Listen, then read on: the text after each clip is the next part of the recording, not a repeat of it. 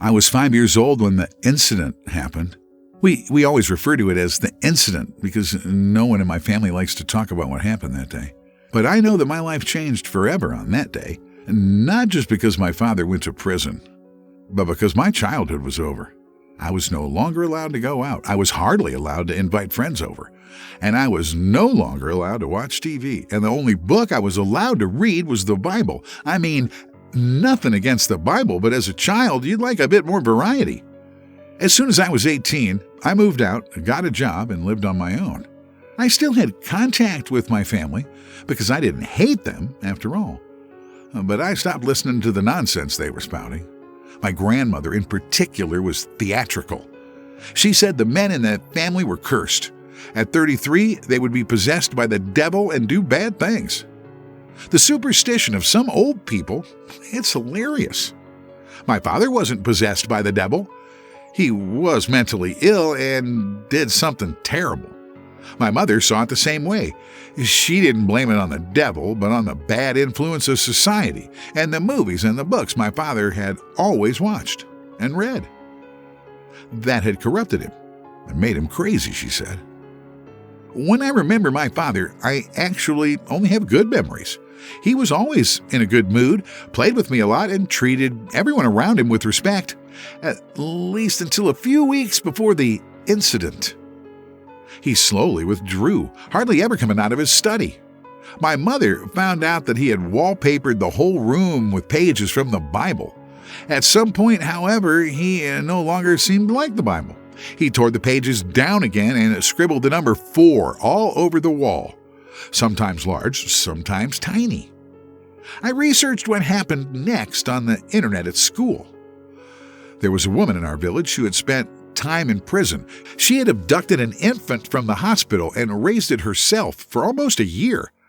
Finally, a DNA test revealed that her supposed son was the kidnapped baby, and she was arrested. After 4 years in prison, she moved to our area. My father went out one evening without warning, overpowered her, and nailed her to a self-made cross in the market square. Then he shot her several times in the abdomen with a shotgun. The woman had long since bled to death by the time the emergency services had arrived. Damn, what a sick piece of crap. That my own father was capable of something like that drove me crazy. The strange note he kept scribing on paper after he was arrested didn't make it any better. And the 4th seal breaks when the false mother hangs on the cross and can no longer give birth. Huh? I don't know where he got this sick stuff from, but it was the one thing he said. Apart from this text, which he scribbled everywhere when he had a pen, my father no longer communicated. He had been locked up in the local mental asylum, and that's where he would stay until the end of his days. Somehow, though, I felt sorry for him. Not the guy who had brutally murdered the woman, but the man who had brought me cornflakes with milk for breakfast and played soccer with me. Right? I mean, he had to be in there somewhere, too, right? I tried not to think about it anymore, and it worked, I guess. Over the next few years, I completed my training as a bricklayer, and I was able to live quite well on what I earned. It was only when I was just a few weeks away from my 33rd birthday that I started to worry. What if I was genetically predisposed to becoming mentally ill like my father? Now, these worries disappeared when I fell in love for the first time in my life. Sure, there had been the odd, brief relationship before, but nothing had ever felt like this. I met her late at night at the Adult Education Center. I attended courses there every evening because I wanted to further my education and become self-employed. As so often, I fell asleep studying in the library there and woke up when this beautiful woman sat down at my table. She had long black hair, a very womanly figure with attractive curves, and the most wonderful smile I had ever seen. We talked all night and understood each other blindly. I felt like she knew everything about me and was everything I had ever wanted. Me, an idiot, I must have fallen asleep at some point because I woke up the next morning alone at the table in the library. Damn, I hadn't even written down her number. Dejected, I went home only to be told by the librarian that they were open 24/7 for members, but that they weren't a hotel. I was in a bad mood the whole day. All I wanted was to see that woman again. I felt like a drug addict. Everything else had lost its meaning, only the woman. Only the woman whose name I hadn't even asked. Only the woman was important to me. Of course, I went to the library again that day and waited for her, but she never came. It was a terrible feeling, as if my life was over before it had even begun. So the following day, I got into a fight with Joe Bernstein at work and punched him after provoking him. I was sent home and told not to come back until I'd calmed down. To be honest, I didn't care about my work anymore. Let them fire me. I went back to the library and waited. This time, I was going to be rewarded. The unspeakably beautiful woman woke me up again and enchanted me with her smile. I told her all about myself, but she seemed to know me so well already. She told me everything I wanted to hear. She said I wasn't a monster like my father and my grandfather. That was strange because I hadn't told her anything about my grandfather. I didn't even know him myself and didn't know that he had committed a crime as well. That didn't matter at first because she finally told me her name. It was Tynea, a beautiful name for a beautiful woman. Tynea told me she lived in a convent nearby with the Order of Mothers. I'd never heard of this order before, but I'd like to visit it one day. Then I must have fallen asleep again because I woke up alone again the next morning. It was the day before my 33rd birthday. My thoughts were still buzzing about Tynea and her wonderful body, but there was one thing I couldn't get out of my head. How did she know about my grandfather? And what did she mean when she said he was a monster? I called my grandmother, but she wouldn't tell me. She only told me the name of the place where they lived at the time. She told me to look up the rest on the internet. I couldn't find anything under his name, but the village, Rosario it was called, offered me some stories. There was something called Satan's Week. During this week, people prayed together every evening in the hope that the devil would never come to Rosario again. During the Week of Satan, the first one, many years ago, 3 terrible acts were committed. On Monday, a priest had his penis cut off in his church. On Wednesday, 10 boys between the ages of 8 and 13 were abducted and burned to death in a nearby forest.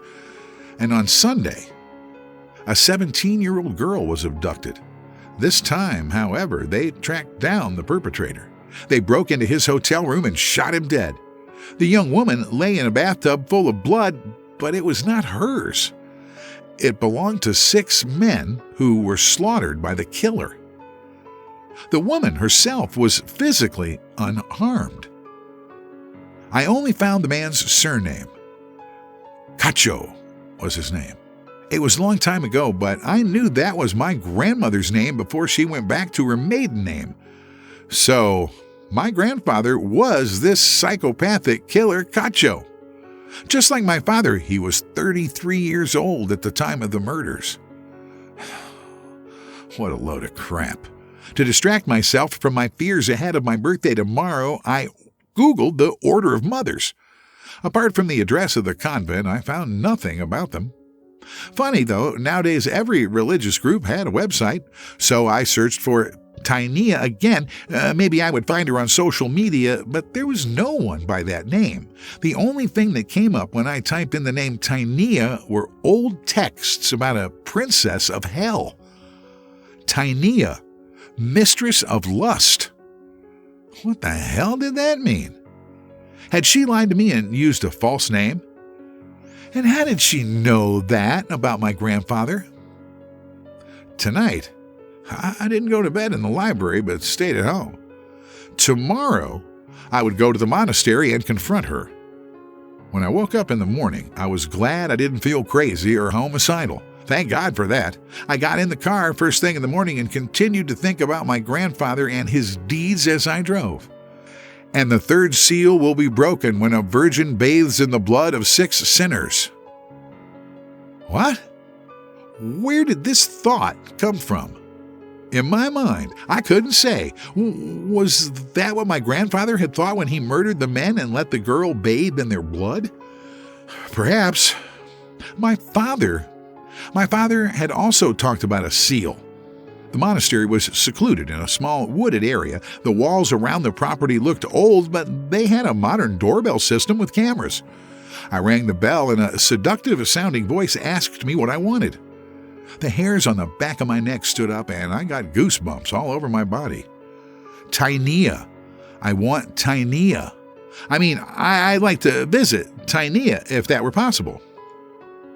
The gate opened. All my plans to call her by her name and ask her what else she knew about my grandfather were forgotten. I only wanted her. I wanted Tainea, and I would do anything to get her. If you want Tainea, you have to sign here, said a beautiful young nun. I picked up a pen, but I didn't see an inkwell. Without thinking further, I wrote my name in the old book, not noticing the pain the signature caused. Apparently, the pen still had enough ink. It was red. But who cared about that? It was all about Tainea. I had to make her happy. The nun, whose habit was cut far too tight, led me down into a huge vaulted cellar. She opened an old cellar door, and I was allowed to enter. Apart from me, there were over 100 other men in the large cell. I could tell by the looks on their faces that they loved Tainea just as much as I did. We would all be waiting for her, and if she needed us, we would be preparing to do anything for her. I now know that my father and grandfather were only trying to free Tainea from her prison and break the seals. And I will do the same. I must stop now. She is calling me. Hey, horror fans, want to learn more about the rise of the demon lords? Then subscribe and click on the next video.